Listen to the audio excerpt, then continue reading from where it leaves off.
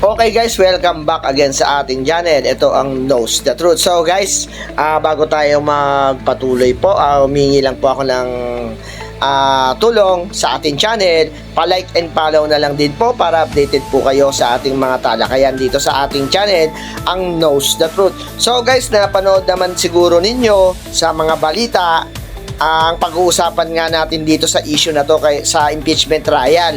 So ito na yung pinakahuling na guys nangyari na debate nung nakaraan, no? So kung papanoorin niyo yan guys, at ako naman ay napanood ko naman yan. So alam mo, sumakit lang yung bangs ko dyan sa debate na yan.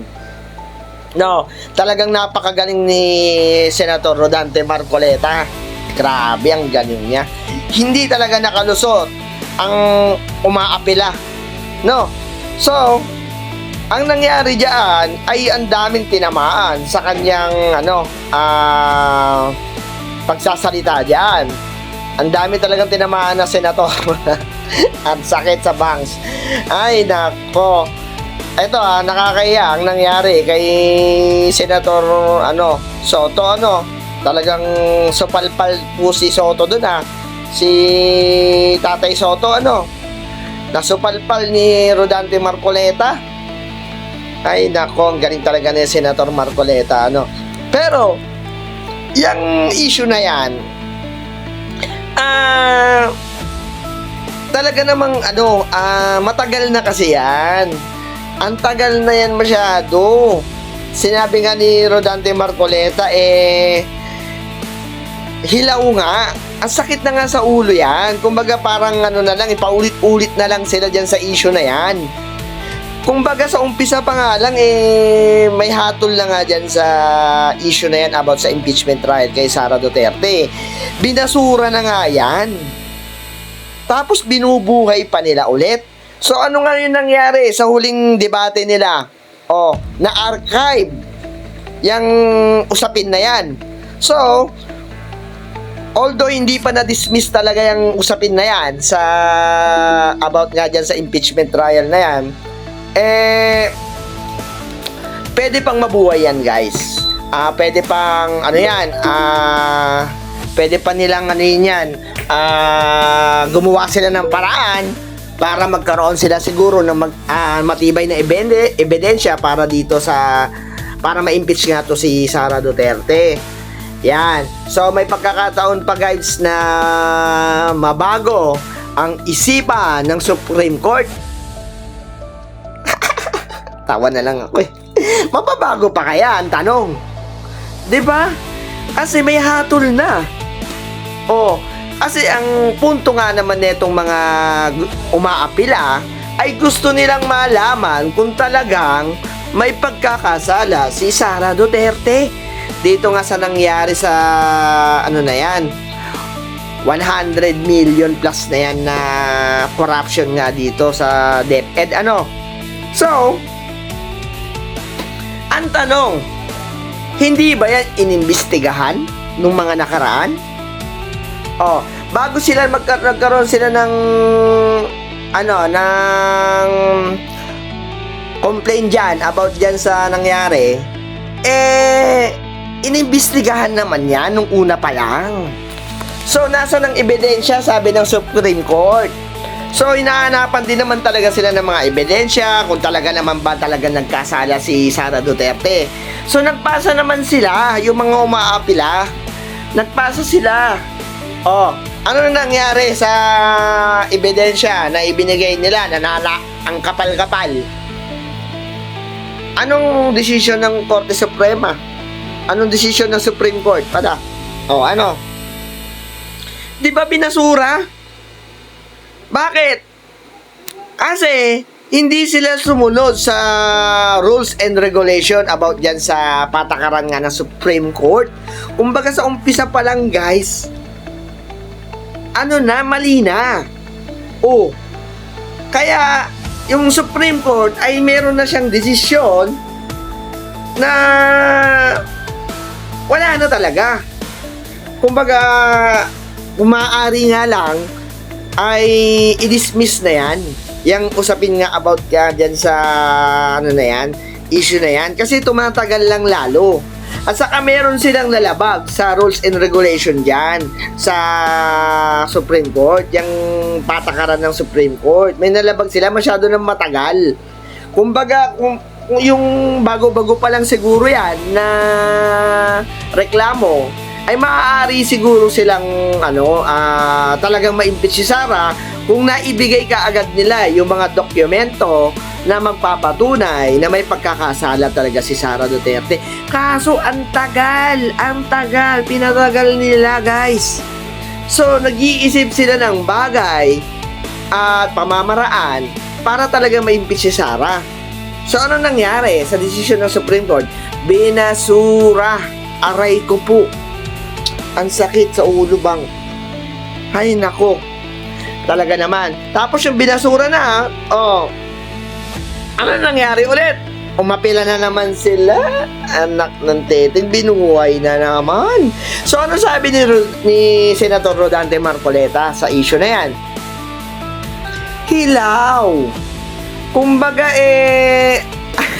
napanis na yung reklamo na yan, nai-impeach si Sara.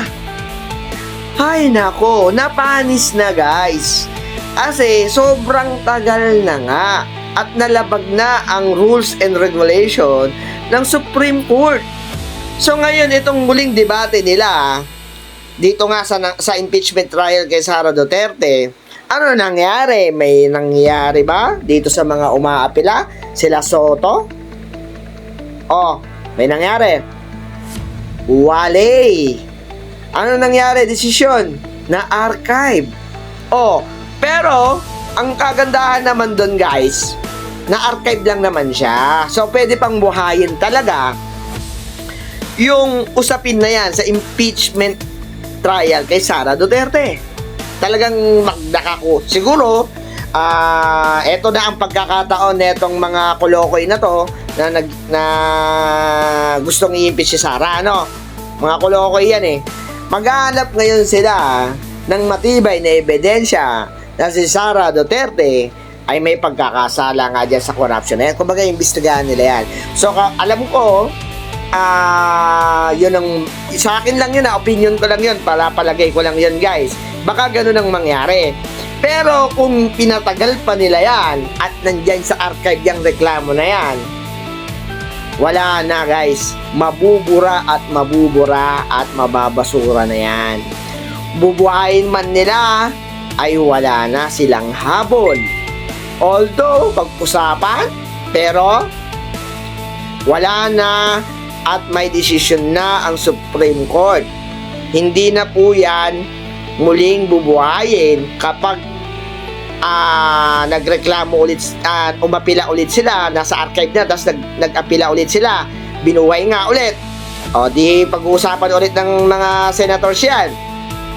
So, pag napag-usapan na yan at talagang napatunayan na hilaw at wala talagang matibay na ebidensya na ginawa ni Sara Duterte yung na corruption na yan dito nga sa DepEd, abay wala na silang pag-asa. Sinabi nga ni Cayetano na tama na. Kumbaga yung mga ibang senator, guys, eto mga decision nila, guys, wala na talaga. I-close na nga lang kung maaari, guys, kung sila lang magdedesisyon. Close na yan. Kumbaga, sarado na talaga yan. Stop na yan. Kahit sa archive, tanggalin na sa archive yan. Para wala nang... Pero, yun nga yung umaapila, guys. Gusto nilang maimbestigahan pa. Although may tama rin naman sila, may point din naman sila. Pero guys, sa umpisa pa lang naman kasi, guys, na imbestigahan na yan Hindi naman magdidesisyon ng Supreme Court kung wala nang ibinigay na ebidensya at pinag-aralan ng Supreme Court yan. Hindi naman sila tatanga eng-eng dun di ba? Hindi rin tanga tong mga senators na to. Siyempre, yung mga yan, yung mga meron naman tayo taga-imbestiga dyan. Etong Blue Ribbon Committee, wala pa naman si Marcoleta noon. Inimbestigahan yan. Anong nangyari doon sa ebidensya? Sige nga. Yung nireklamo nila, anong nangyari nung una pa lang, guys, na-impeach ba si Sara? Wala. Kasi mababaw at walang kwenta at talaga namang ewan ko ba kung saan nila nakuha yung reklamo nila kay Sara Duterte sa ating Vice President. Kaya binasura talaga ng ng Supreme Court yung usapin na yan. Nung una pa lang binasura na tapos binuhay. Ngayong itong huling debate nila, wala na. Ganun din ang naging desisyon. Sumunod ang maraming senators sa ating Supreme Court. So ang ginawa na lang, in-archive na lang yan para kung sakaling umapila sila ay pwede. Pero I think siguro baka February na yan bago sila makapag-apela. Pero napakatagal na. So, patay na yan guys. Kasi kapag ganito yan kasi guys. Kapag nasa archive na ang isang reklamo, tapos pinatagal mo pa ng mga ilang buwan yan, wala na. May desisyon na doon. Kumbaga patay na yung reklamo na yan. Patay na guys. Kung bubuhayin mo yan ulit, although pag-uusapan yan, pero hindi na malabo ng mabago ang desisyon ng Korte Suprema.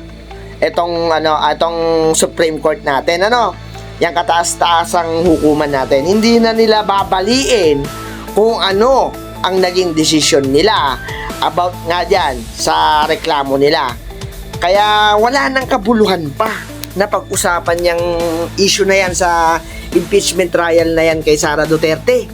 Ibasura na ng tuluyan yan. Kasi wala na, kawawang-kawawa na yung mga sambayan ng Pilipino.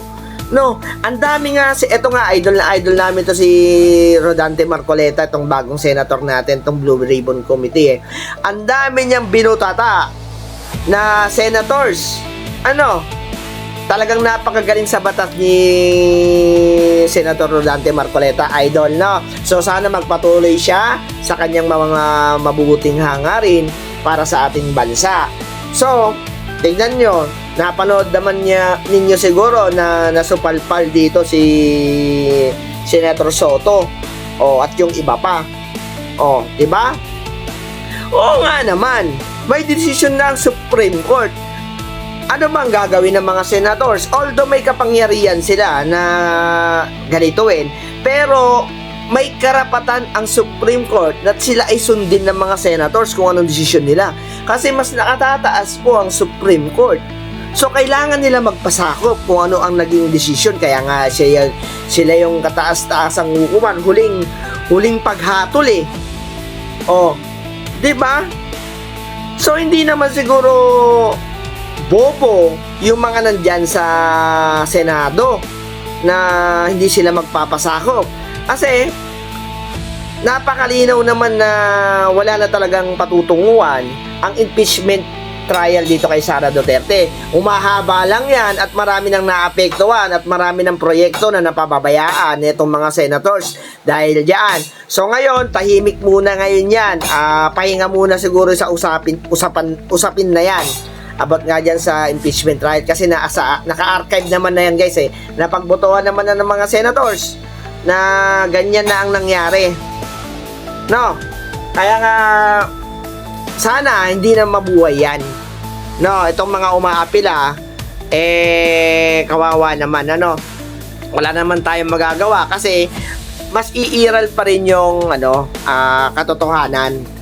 Mas iiral pa rin yan kaysa dun sa mga gumagawa talaga ng paraan na i-impeach si Sara. Ang katotohanan kasi dyan guys, kaya gustong nilang i-impeach si Sara Duterte, ayaw nilang tumakbo si Sara Duterte sa pagiging presidente sa 2028. Yan talaga ang pinaka punto, wala nang ibang punto dyan.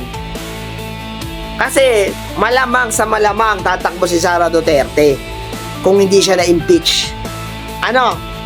At sigurado pupulbusin ni Sara Duterte ang lahat ng kumalaban sa kanya.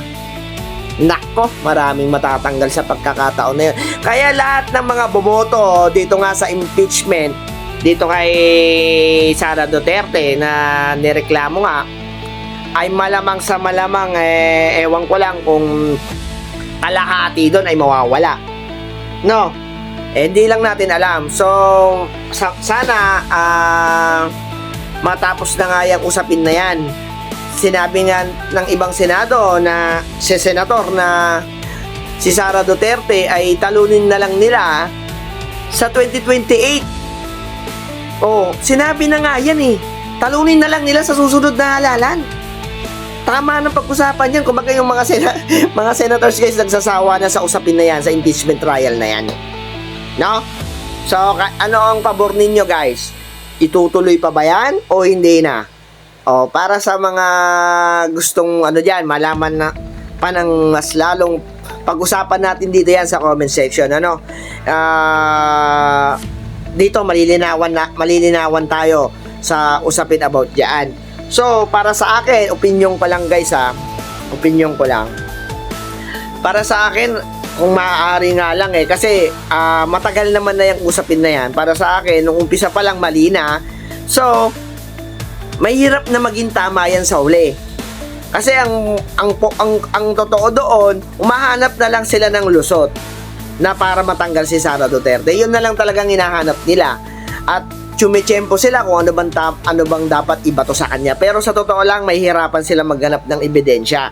Kasi doon pa lang sa unang ebidensya nila, hindi na nga pinaburan ng Supreme Court yun. Kasi nga, labag yung ibang mga ginawa nila. Kumbaga sa umpisa pa lang, may paglabag na, wala na.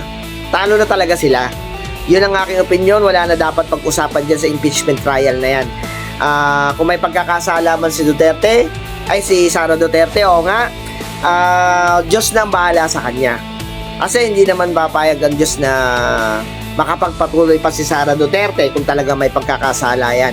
Ano? Sapagkat ang mga nanunungkulan din naman sa government, ang Diyos din naman ang naglalagay dyan. Ano? So, ipasa Diyos na lang natin na sana lumabas lalo ang katotohanan. So guys, hanggang dito na lang ang ating talakayan about nga dyan sa impeachment trial. Sana tama na yan at unahin na nila yung mga bagay na panglipunan at sa ating bansa sa ika-aayos ng bawat pamumuhay din ng mga bawat Pilipino, no? Yun na yung pinaka-importante guys. Tama na yung mga awayan, magkaisa na sila sa iisang layunin, iisang tatahakin, parang sambayan ng Pilipino ay magkaroon ng mabuting kinabukasan. Ano? At ang ating bansa ay may patutunguhan sa pag-unlad. No, yun lang naman talaga kailangan diyan. Magkaisa na lahat ng mga senators diyan. Although yung debate naman yan, although ganyan na naman talaga na meron talagang hindi naman totally nag-aaway ang mga yan. Ang pinag-aawayan lang naman ng debate ay yung mga hindi nagsasabi ng katotohanan. So, dun sa debate na yan, pinalalabas lang, pinalilitaw lang doon kung alin ang tama. So, hindi naman masama yung debate, no? Wag lang sila mumurahan, mag-aanuhan, although magkakaibigan pa rin naman yung mga senators na yan. So, salamat naman at meron tayong matitino ng mga nanunungkulan sa ating bansa, sa ating Senado. So, guys, hanggang dito na lang ang ating talakayan dito nga sa Knows the Truth. Paalam!